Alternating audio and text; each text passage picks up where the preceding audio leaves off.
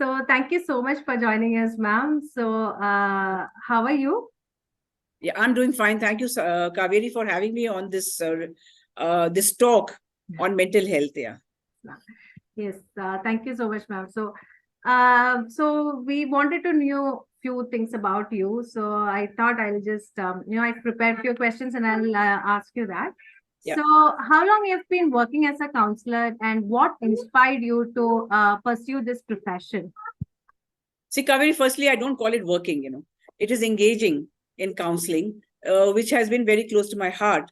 And when you ask me my journey, it started 35 years back when I lost a very dear friend to suicide, and that really jolted me and made me see reason to understand mental health closely, And then I joined an organization which was Suicide Prevention Center, which was Crisis Intervention Center, and my journey began there. Okay, ma'am. So what are the areas or issues do you specialize in as a counselor? That again is a very good question, Kaveri, because sky is the limit, I mean, people come with all kinds of issues, ranging from anger to domestic violence, of course, which you are promoting. I mean, not promoting, but addressing. And there's a lot of things, right from phobias to fears to, not being able to perform, relationship issues, So the list is never ending. Okay, ma'am. So, what counseling approaches or techniques do you typically use in your practice? Yes, I've been a counselor for 21 years, where with words we were talking and we were listening. Basically, person was coming and we were listening. Then I realized that we need to go beyond words. And that is the time when I started to enhance my skills and knowledges by doing a lot of certification course in India and overseas, which was music therapy, which was art therapy, which was bio-guided music therapy, which was couples counseling. So a lot of it then got integrated. Now I have a bouquet of therapies that I offer a person who's coming into me. Oh, that's really nice, ma'am. Really nice. So ma'am, just to understand, how do you create a safe and non-judgmental space for your clients during the counseling sessions? Kaveri, that's a very important reason or very important issue, because when a client comes to me, he already is very stressed out, and he or she, when he comes and sees an atmosphere of not being judged, of being understood, of not being criticized, because that is what is happening in their personal family and friends circle, So they want an environment where they will be understood, where they will be listened to and not judged. So it is very important for us to tell them that the confidentiality, whatever they speak to us or relate to us, even the fact that they've come to us, will not be talked about anywhere to anybody. Correct, ma'am. Yes, ma'am. So that is really very important because everyone will not be ready to come and open up So they really want a space which is very safe for them. Absolutely. Yes. Okay, ma'am. So can you describe your process for understanding and assessing the needs of your clients? See, again, it is not very mechanical, though we do have a stud, which is subjective value of distress. Now, if somebody has walked into my client or in my clinic, then I ask them, how high are you in that value? Say, I give them a value of, say, from 1 to 10. Now, they've come with an anger issue, say. Now, how high are you on your anger? So they'll tell me, oh, ma'am, I think I'm at 8. Okay. So where would you like to see yourself instead? Oh, ma'am, I think I'll be fine if I'm at 2. So then we ask them, if imagine or feel as though you are at 2. Okay. How would you feel then? Oh, I would feel very good. How good? Good as a free bird flying in the air. So these are the value of distress that we take from them. And then towards the end of the session, we ask them, where are you now? Okay. Okay, ma'am. So in such cases, like, can you provide me with an example of a successful case or client outcome that you're particularly proud of? Now, again, success stories are there, so many, but success is not mine. Success is theirs, I'm only a facilitator. Whoever is coming to me is going on their own journey. I'm taking them on the journey. I'm going with them. I'm hand-holding them in the journey, but it is them who are moving ahead, So not one, but one case, since you've asked me specifically, if there was a person who was having claustrophobia, Now, since when she was having claustrophobia, she doesn't know. She could not go on the lift. alone. She was staying on a very high-rise building. And with subsequent sessions, she could feel the trigger. When was the first trigger? When she started to feel the claustrophobia. It could have been in the mother's womb. It could have been in the past life. So a lot of things go in the journey. It is like peeling the onion layers. The person himself or herself does not know where was the first time when he started to feel that suffocation, in closed places. And then when she started to peel the onion layers and go back to that one incident where she felt claustrophobic, that was the time when she started to come out of that claustrophobia, which she had been facing for so many years, months, And she started to use the lift, which I think was a very good, a success story for her. Like I said, not for me, but for her. It's a big victory for her. Yes, ma'am. So such client stories would always make you really proud and happy, right? Yes, Kaveri, when I go to sleep at night, I feel very good because if I have helped or handhold a person who has moved their negativity to positivity, I think I get a very good sleep and I feel very peaceful about it. So it is more, I think I get more satisfaction than anybody else does. Yeah. Great, great. So, ma'am, how do you continue to enhance your professional skills and stay updated with the latest developments in the field of counseling? Yes, Kaveri, it is very important for chartered accountants, for lawyers, for doctors who are in this profession to be updated with what is happening, So I keep attending conferences which are, in India or overseas, Read a lot of books, read a lot of journals, engage with a lot of people who are in the same field to know what is it that they are doing, how is it that they are helping their clients. So to be constantly engaged in upscaling your skills or knowledge is very important in this field. In fact, I learn sometimes from a younger intern who has come in, I've learned so much from her. I think I know it all. I never say that I know it all.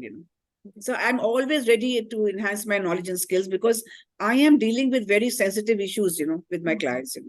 So I need to know exactly how I can reach out to that first trigger where they felt uncomfortable or where they felt suicidal or when they felt that life was not worth living. Correct, ma'am. Correct. Yes.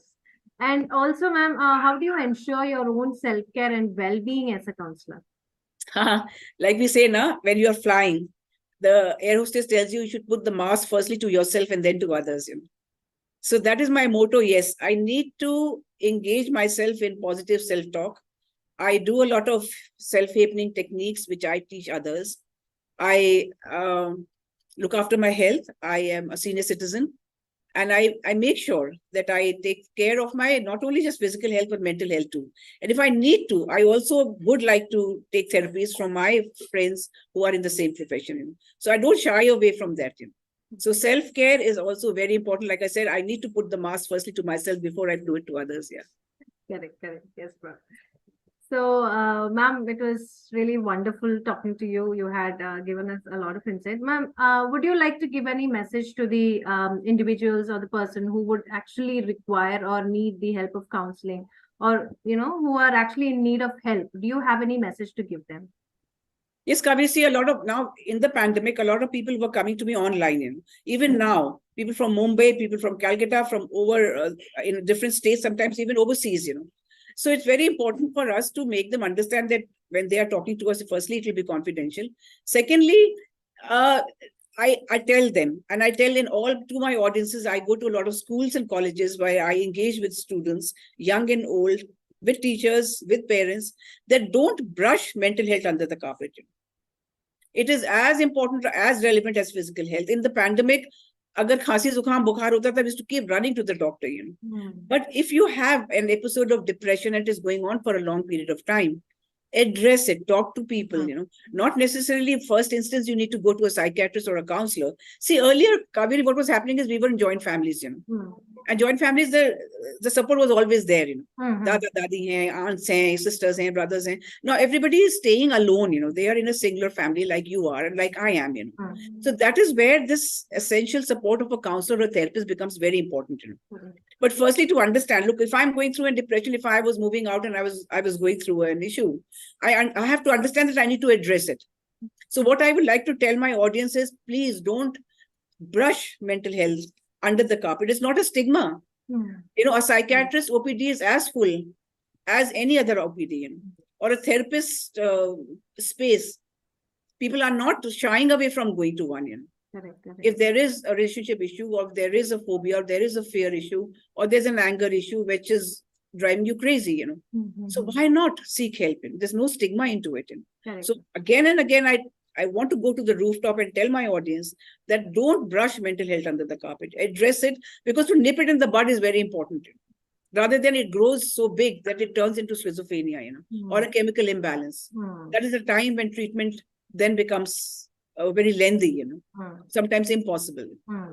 So nip mental health under the, nip it when there's time, nip it when the first signs of aggression, of depression are coming in, and it's not going away with anything. Okay, ma'am. So one needs to address mental health and not brush it under the carpet. Okay, ma'am. So one last question. So, ma'am, can you just explain to us the difference between a psychologist and a psychiatrist? Because it is something which is often confused by most of them. So could you just give us an insight on that? I'm so happy that you asked me that question, Kaveri, because when a person, like I'll give you my example, if a person has come to me and I'm doing various kinds of therapies, non-invasive ones, and he's feeling good, but yet I understand that he or she needs drugs, he needs medication, that's the time, and I'll send him to a psychiatrist, because he's the one who can prescribe drugs and I cannot, But the need is there.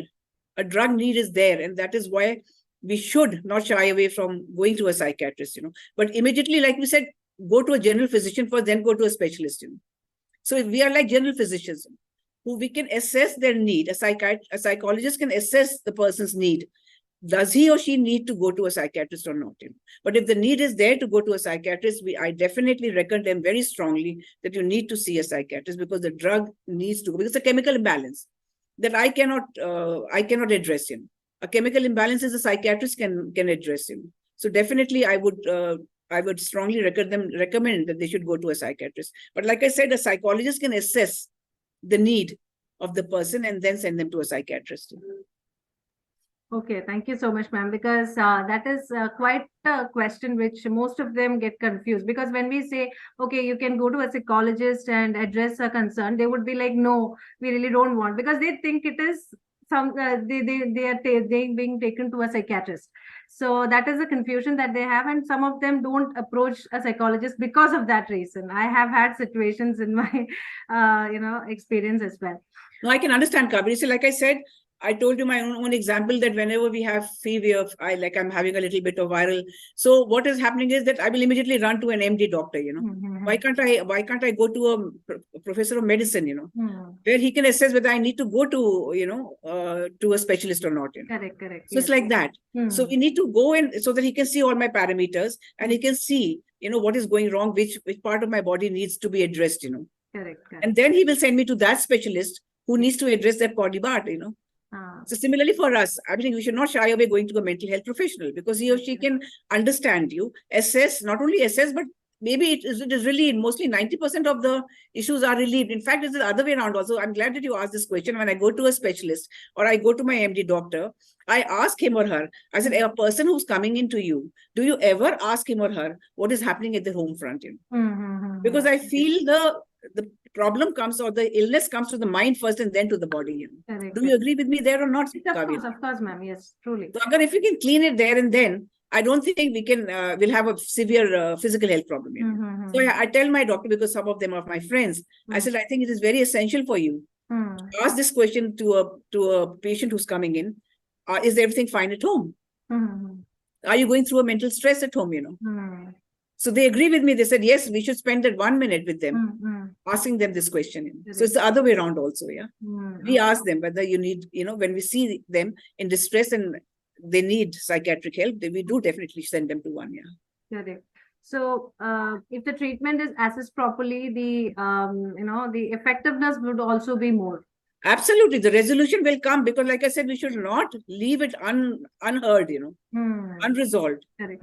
Like physical health, we should resolve it and not, it is not a stigma. Again and again, I tell myself and tell others that mental health is not a stigma. You address it as you address physical health. Correct. Yes, ma'am. Okay, ma'am. So thank you so much. You had shared a lot. Thank you so much for your time. And yes, thank you. Thank you for having me over, Kaveri. It was a pleasure me talking to you. Same to you.